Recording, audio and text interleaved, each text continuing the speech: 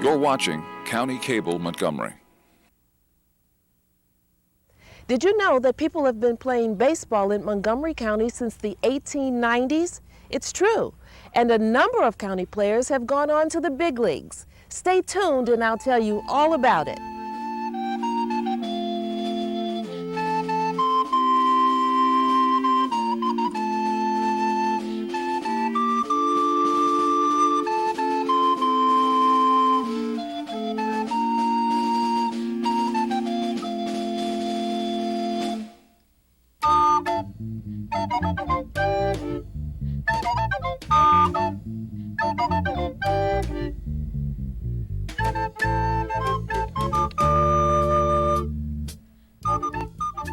Hi, I'm Gail Street, and welcome to Paths to the Present. I'm here at the beautiful Povich baseball field in Bethesda, home of the college team, the Bethesda Big Train. Big Train? Where did that name come from? In a moment, I'll take you back to the early days of baseball and give you the answer to that. But first, I have a history mystery for you. What do you think this is? I'll give you some hints. In the early part of the 20th century, this item came in very handy when one was out and about on a rainy day. For the answer, stay tuned. I'll tell you at the end of the show. Well, spring has sprung, and for many people, that means that baseball season has begun. From now until fall, in any given field in Montgomery County, you're liable to see people of all ages playing baseball. We all love our nation's pastime, and in over 100 years, not much has changed. Baseball has been popular in Montgomery County since the turn of the last century. Back then, sandlot, semi-pro, and community leagues played on any open and available field. Much like today, players would dream of becoming major leaguers. And for some Montgomery County residents, that dream became a reality. Jack Bentley grew up on this farm in Sandy Spring, where, as a kid, he divided his time between working the farm and playing baseball. In 1913, at age 18, Bentley's powerful left-handed pitching caught the eye of Clark Griffith, manager of the Washington Senators. After 2 years, he moved to the Baltimore Orioles, then a minor league team. A few years later, Bentley returned to the majors, where he was purchased by the New York Giants. Jack Bentley was a pitcher at various times in his career, but he also played other positions. He was a terrific hitter as well as a real good pitcher, and so he was used in outfield positions. While with the Senators, two of Bentley's teammates were future Hall of Famers, Sam Rice and Walter Johnson. While these men didn't grow up in this county, they each chose Montgomery County as their home after they retired. Outfielder Edgar Charles Rice, known to his teammates as Sam, played with the Senators from 1915 to 1933. He played 1 year for Cleveland before retiring in '34. Sam Rice was a line drive hitting outfielder, contact hitter, not a guy with a lot of power, but a guy who could get hits with men on base, good base runner, good outfielder. They talk about five-tool players. Well, the fifth tool is hitting with power. That's the only thing Sam lacked, but this is back in a day when the ball didn't fly very, very far anyway. So Sam was, I think, one of the dominant hitters in the game in the American League during his career. Walter Perry Johnson pitched for the Senators from 1907 to 1927. Nicknamed the Big Train for his fastball power, he is generally considered the best pitcher in the history of the game. He holds many records today, the most notable of which is his record for career shutouts, 110 shutouts, which it's generally agreed will never be broken. Pitchers today don't throw enough complete games, really, to accumulate those kind of numbers.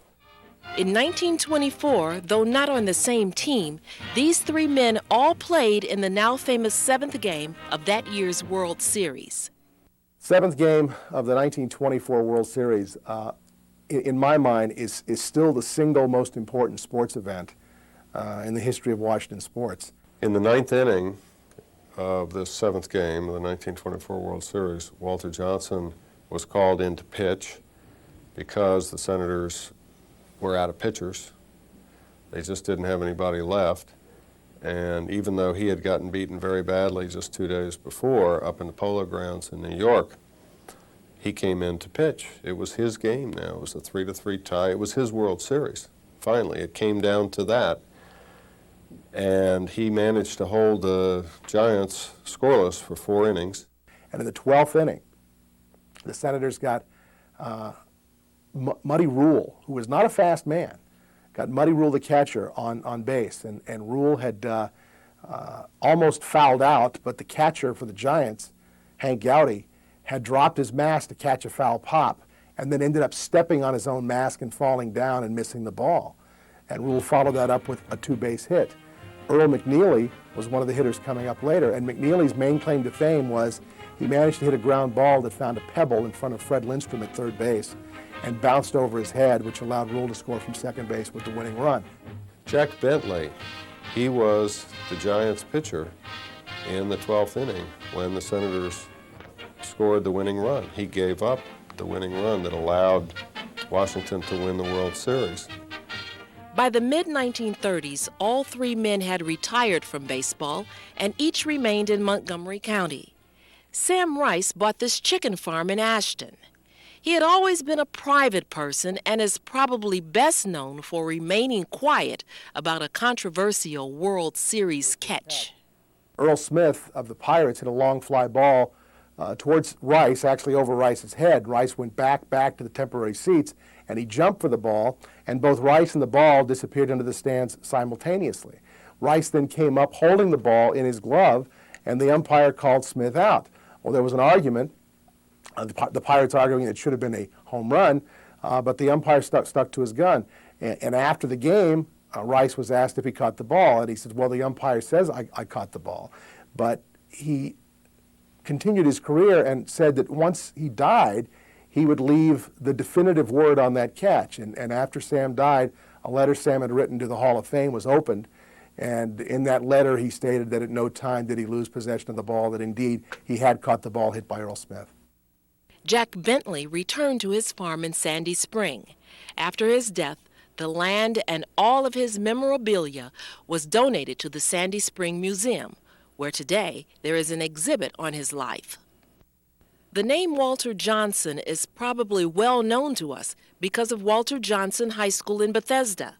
The school bears his name not only because he was a talented baseball player, but also because he contributed much to the Montgomery County community.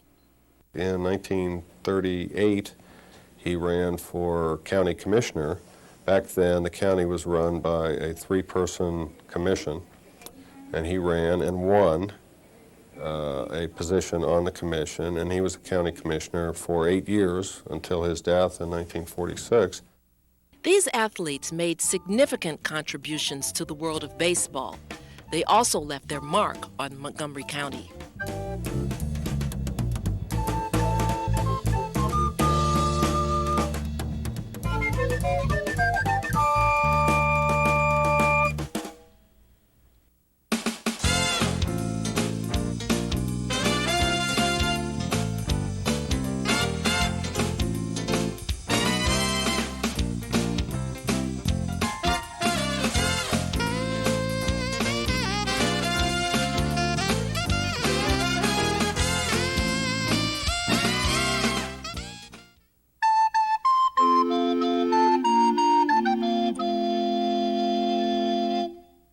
Of course, the first half of the 20th century was an era of segregation. Back then, blacks were not allowed to play alongside of whites. There were some Negro professional teams, but life was hard and many chose not to pursue it. Instead, they chose to play for the Negro Sandlot teams here in the county. Because there wasn't the money for uniforms, programs, or photographic equipment, not much remains of these teams but memories. James Offord not only played in the league, he fondly remembers going to the games as a kid. See, there's only certain things, places and things we could go to. So baseball was the entertainment We had church and we had the bars and things, but the entertainment was baseball.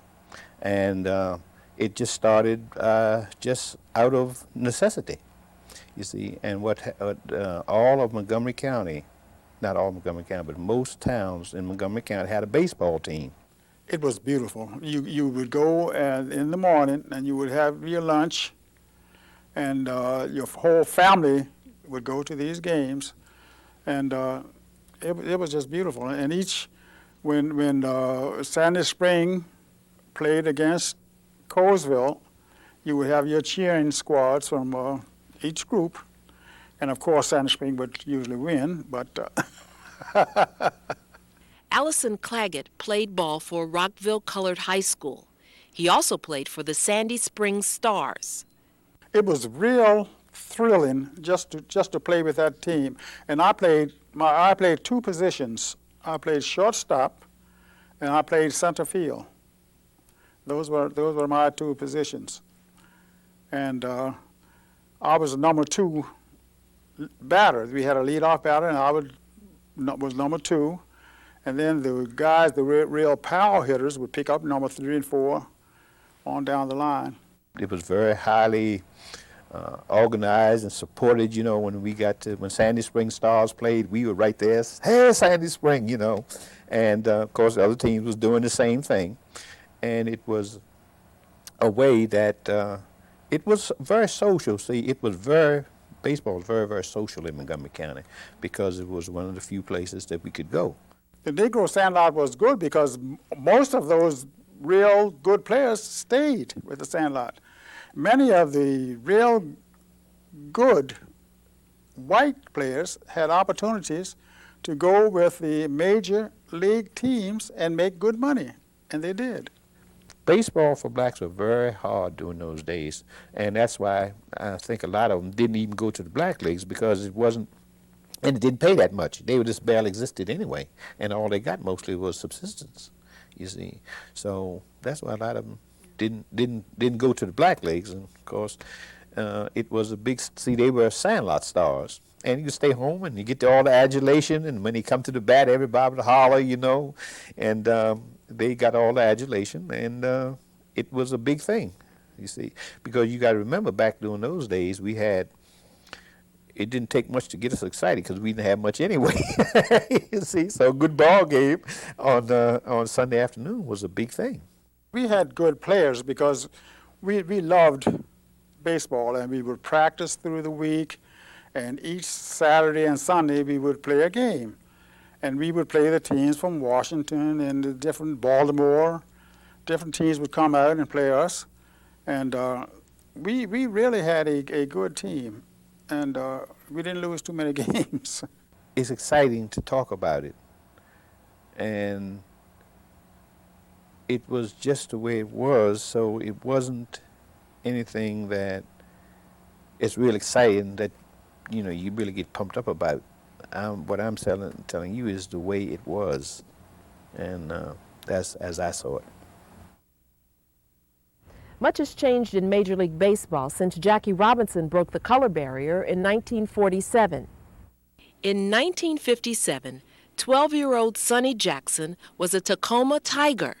He grew up to play Major League Ball, first for the Houston Astros and then the Atlanta Braves. Some other county residents to make the big leagues are Johnny Klipstein, Frank Funk, Tom Brown, Steve Barber, Gordy Coleman, and still playing today, Curtis Pride. So, have you figured out the answer to this month's history mystery? It's a handheld windshield wiper for early automobiles. You used it by reaching out the tilted windshield. This one isn't dated, but the windshield wiper concept was introduced in 1910. That wraps our show. Be sure to join us next month when Paths to the Present explores the gold mines of Montgomery County and the 19th century town of Triadelphia. I'm Gail Street. Thanks for tuning in.